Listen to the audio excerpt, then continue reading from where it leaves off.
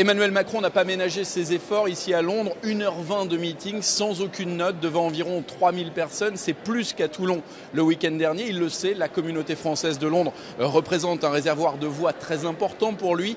200 000 Français ici, 300 000 dans toute la Grande-Bretagne, dont beaucoup correspondent à son électorat. Jeunes, cadres, chefs d'entreprise, beaucoup d'étudiants aussi ce soir. D'ailleurs, le ton était très différent. Il y avait une certaine familiarité dans le ton d'Emmanuel Macron qui a fait énormément de blagues sur scène, d'autodérision aussi. Rien à voir avec un meeting donné en France, comme s'il s'adressait à un public déjà conquis et qui le comprend, lui ressemble plus aussi, avec qui il n'hésite pas à plaisanter de son passé de banquier. Écoutez.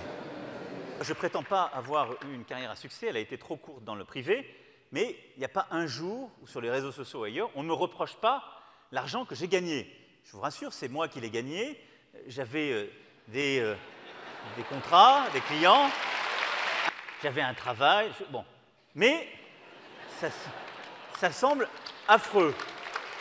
Plus tôt dans la journée, Emmanuel Macron avait réussi un coup en rencontrant Theresa May, ce qui lui donne une carrure internationale. C'était un des objectifs de ce déplacement. La rencontre s'est organisée au tout dernier moment et puis il est venu aussi lever des fonds. Il ne s'en cache pas, il en a plaisanté sur scène. L'objectif, c'est de repartir d'ici avec le maximum de chèques pour financer sa campagne. 7 500 € maximum, c'est la limite autorisée par an. Mais ceux qui lui ont donné de l'argent lors de son dernier passage en septembre peuvent le refaire au titre de l'année 2017 et il en faut des chèques parce que le coût de ce meeting ce soir était de 45 000 €.